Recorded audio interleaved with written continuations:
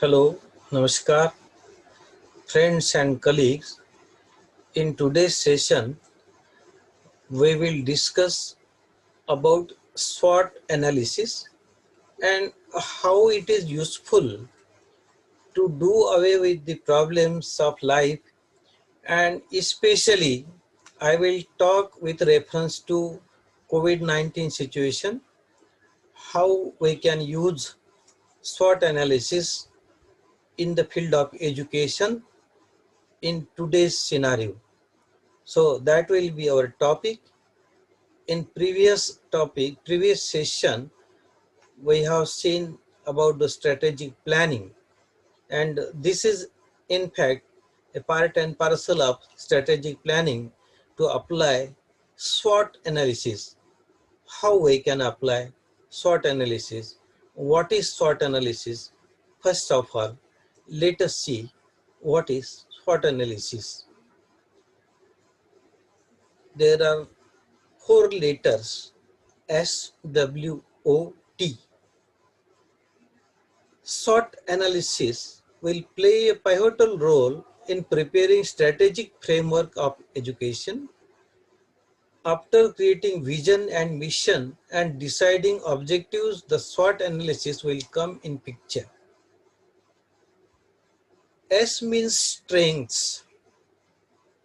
What are the strengths of our system? We have to identify our strengths.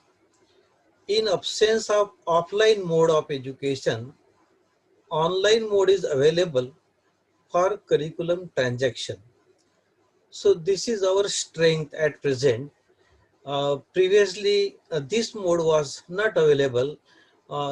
If you think about some 20 years back situation, then it would have been impossible to impart education on the large scale to our masses. Only very few people were having these instruments and apparatus, and for that matter, very few people were having smartphones, tabs, laptops, etc. We are now the members of 3A society. In today's society, we can contact any person in any corner of the world at any point of time. So this is actually a boon of science and technology. In absence of science and technology, it was not possible to contact a person who was staying some 10 or 20 kilometers away. But now we can contact a person in USA, in UK, in Australia, that means in any corner of the world and at any point of time.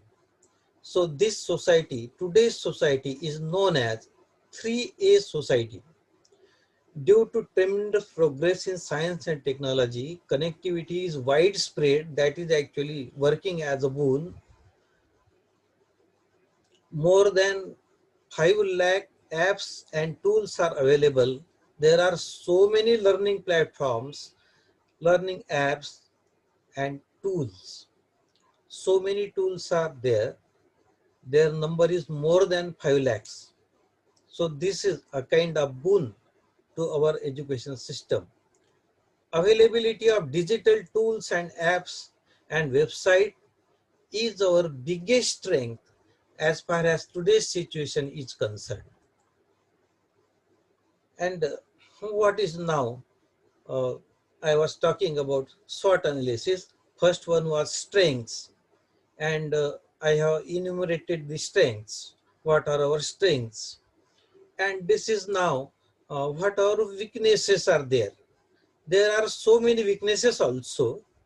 While preparing framework for post-COVID education, we should not forget that online mode can never replace face-to-face mode of teaching learning. As a teacher, as a student, as a parent, we know that online mode can never take place of face-to-face teaching and learning. There are software and hardware issues also.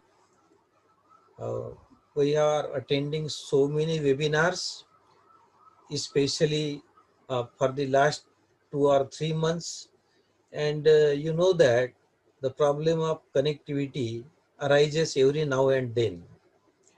So actually, so many problems are there. Problem of connectivity, then problem of software and hardware. Sometimes there is problem in hardware. Sometimes software is not working, and there is possibility of misuse also. A child sitting in a closed room, we don't know what exactly he or she is doing, whether he or she is listening to teachers teaching instruction, we don't know. Possibility of misuse is always there. Then lack of proper expertise. In 21st century also, we are lacking as far as expertise in e-mode of curriculum transaction is concerned. Lack of expertise is definitely there. And the next letter is O. It stands for opportunities. What are the opportunities? क्या अवसर हमारे लिए उपलब्ध है?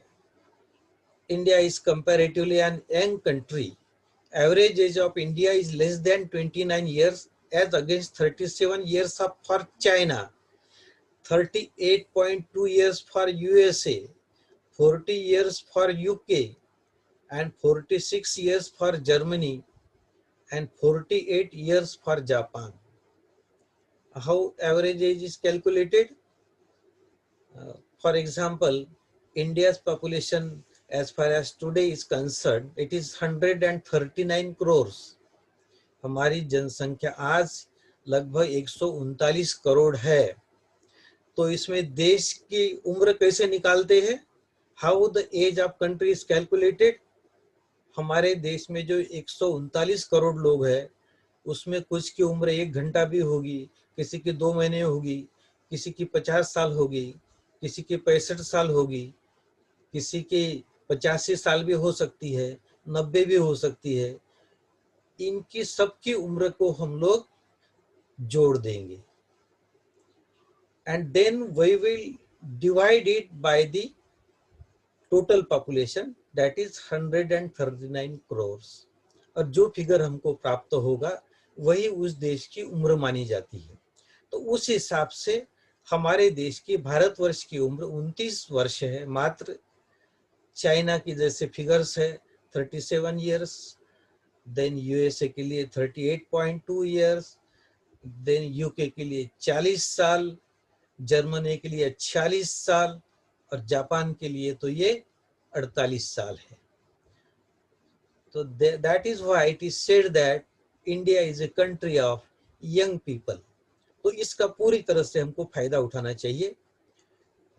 उसको पूरी तरह से, जो हमारा ह्यूमन रिसोर्स है, जो हमारा मैन पावर है, इसको यदि हम प्रॉपरली ट्रेन करते हैं तो निश्चित रूप से हमारा देश जो है वह निश्चित रूप से आगे जाएगा. If our young population is trained properly and full scope is extended for acquisition of modern skills, बहुत जरूरी है.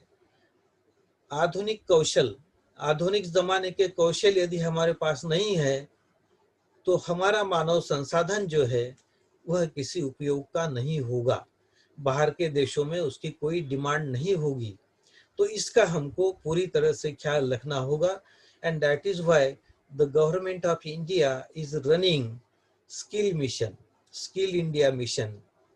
It is said that the government of India has recently banned many apps and other products of China, so there are ample opportunities in all fields of life. जैसे कि हम जानते हैं कि दुनिया का कोई भी देश हो, उसमें भारत भी शामिल है.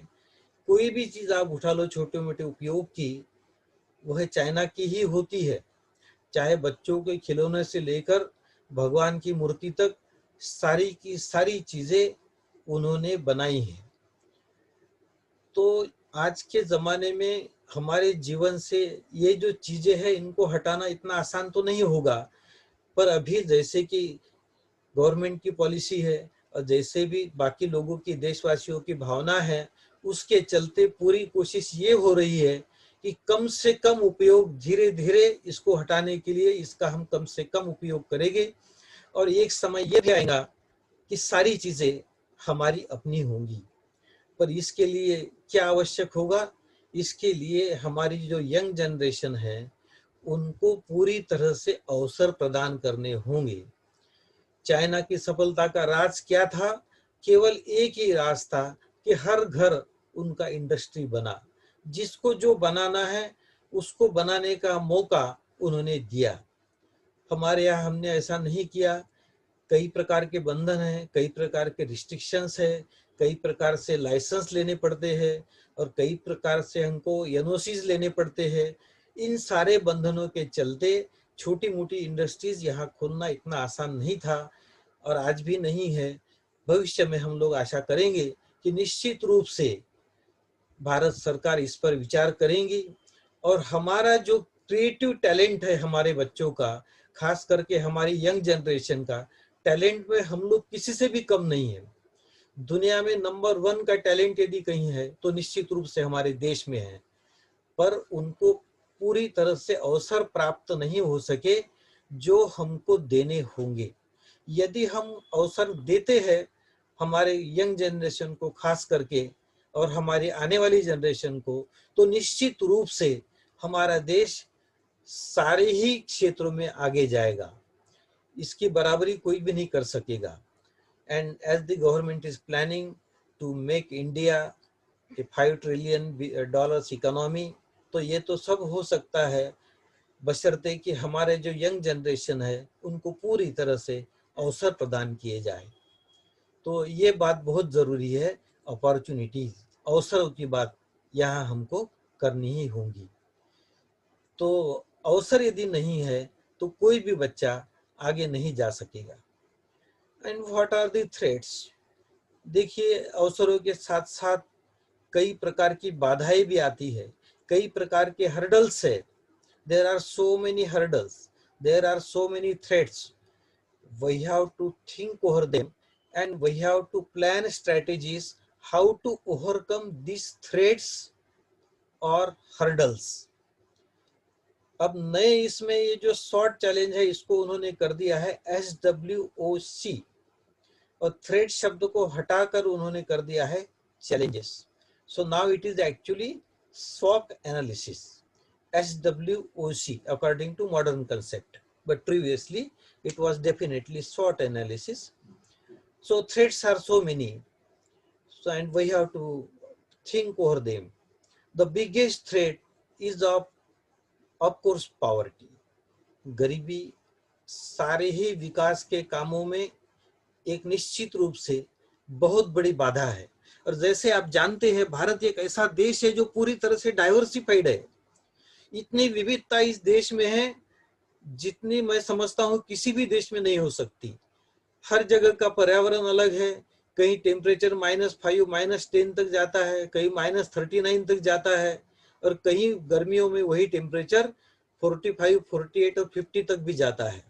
वेजिटेशन की बात करें, पूरी तरह से अलग अलग है सब जगह का।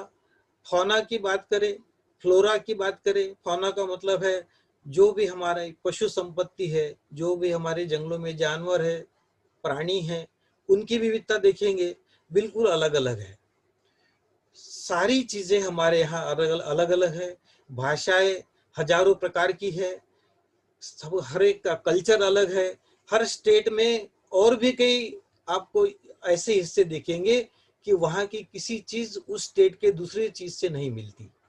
तो इतनी सारी विविधताओं को मात देना इतना आसान नहीं है और निश्चित रूप से गरीबी जो है एक बहुत बड़ी बाधा, एक बहुत बड़ा चैलेंज, एक बहुत बड़ी चुनौती हमारे सामने होगी। There is every possibility that a very large number of students are likely to remain deprived in online mode of education. ये एक बहुत चिंता का विषय है।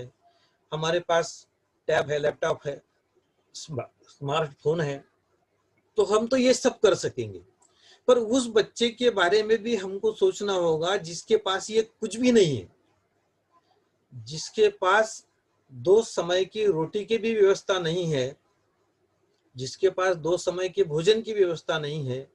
उसको यदि हम कहें कि तुम 15 और 1000 का और 20,000 का स्मार्टफोन क्यों नहीं लेते, तो एक तरह से हम उसका मजाक उड़ाना होगा।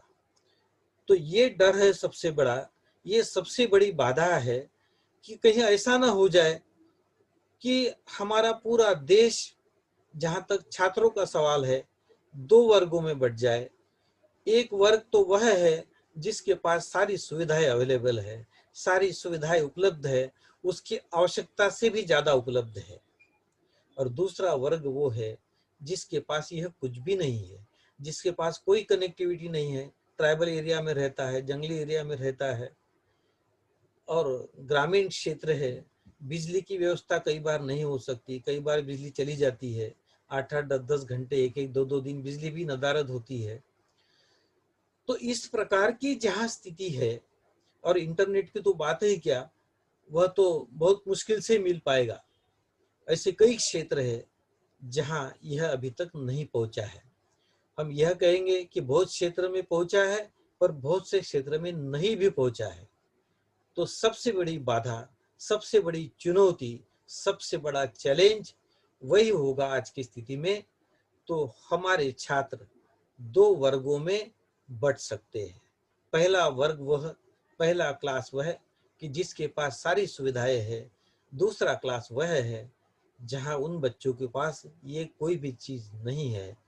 तो इस स्थिति में जो भी ऑनलाइन एजुकेशन होगी, जैसे कि अभी गाइडलाइंस के अनुसार कहा गया कि फिलहाल तो आप 30% जो है वो ऑनलाइन मोड से इम्पार्ट करो, और बाकी बचा हुआ क्या है 70%, उसके लिए कोई स्ट्रेटेजी आगे देखेंगे क्या होता है।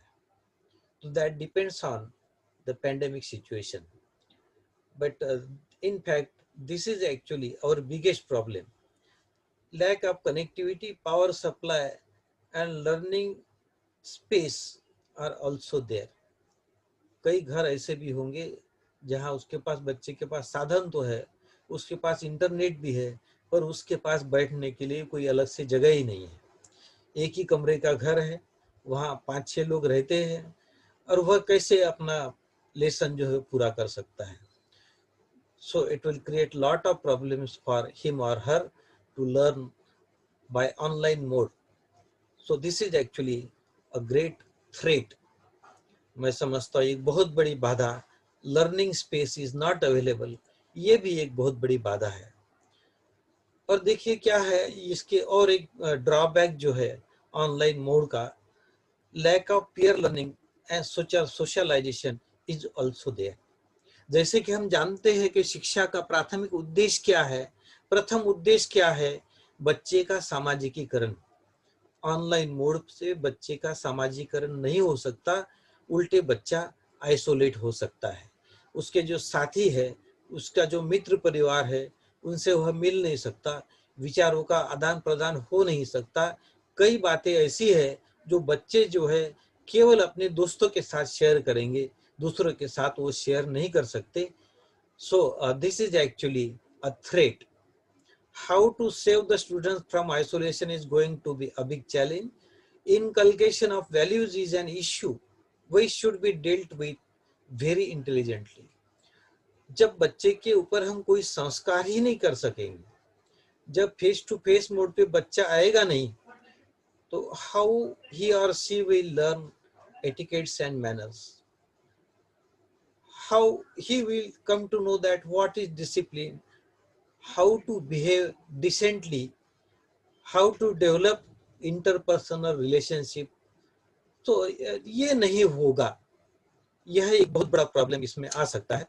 The issue of mental health should also be taken into account. एक बहुत बड़ा इश्यू है मानसिक स्वास्थ्य, और जैसे कि हम देखते हैं आइसोलेशन के कारण लोग डिप्रेशन में चले जाते हैं, और खास करके जो छोटे बच्चे हैं, कम उम्र के बच्चे हैं, एडोलेसेंट्स है, उनके लिए तो यह खतरा बहुत अधिक बढ़ सकता है। और as far as today's situation is concerned, if you go through the dictionary of psychology, you will find that about 1200 psychological disorders have already been identified. 1200 से भी अधिक साइकोलॉजिकल डिसऑर्डर्स आइडेंटिफाई हो चुके हैं और कई प्रकार के और भी आइडेंटिफाई हो सकते हैं भविष्य में। तो इस स्थिति में यदि हमको बच्चे का मानसिक स्वास्थ्य बचाना है तो उसके लिए भी निश्चित रूप से हमको कोई स्ट्रेटेजी अपनानी होगी। और मैं इसके लिए एक ही बात कहूँगा कि बच्चे का मानसिक स्वास्थ्य जो है, मेंटल हेल्थ जो है, उसको ठीक रखने के लिए, उसके संवर्धन के लिए हमें पॉजिटिव साइकोलॉजिकल कैपिटल का उपयोग करना होगा। और ये साइकैप क्या है उसके बारे में हम कोई दूसरे सेशन में डिस्कस करेंगे। But here we can say that the intelligent use of psycap seems to be very essential. यहाँ एक बात ध्यान देने योग्य है कि मनोविज्ञान के जो अलग अलग टेक्निक्स है तो उसका भंडार हमारे पास है और उसका पूरी तरह से उपयोग हम लोग बच्चे का मानसिक स्वास्थ्य ठीक करने के लिए, ठीक रखने के लिए उसका उपयोग हमें करना होगा। मैं समझता हूँ ये एक बहुत बड़ा थ्रेट है, एक बहुत बड़ी बाधा है, एक बहुत बड़ा हर्डल है इस ऑनलाइन मोड पे कि बच्चे के मानसिक स्वास्थ्य की ओर हमको निश्चित रूप से ध्यान देना होगा। बच्चा आइसोलेट हो जाता है और उसके मानसिक स्वास्थ्य पर उसका विपरीत प्रभाव पड़ता है।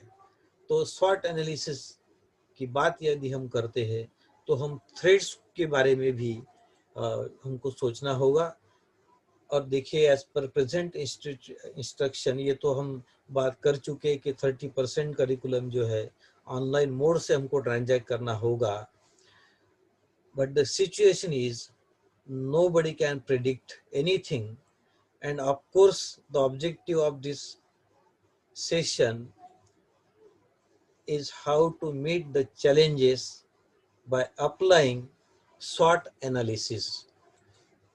So friends, I hope that we will be able to make the use of SWOT analysis, and in modern language it is SWOT analysis, that is our strengths, then opportunities, what opportunities are available to us, then SWOT, what are our weaknesses, and lastly what are the challenges. So fourfold thinking should be there.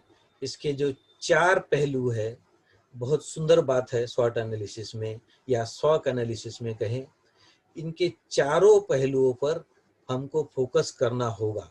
जब तक हम इस पर focus नहीं करेंगे, मैं समझता हूँ वर्तमान स्थिति से बाहर निकलने में हमें बहुत सारी समस्याएं आ सकती है। और मुझे ये लगता है कि as a teacher, as a student, इन सारी बातों को अप्लाई करने का एक तरीका हमको निश्चित रूप से मालूम होना चाहिए। आज के सेशन में बस इतना ही। बहुत बहुत धन्यवाद।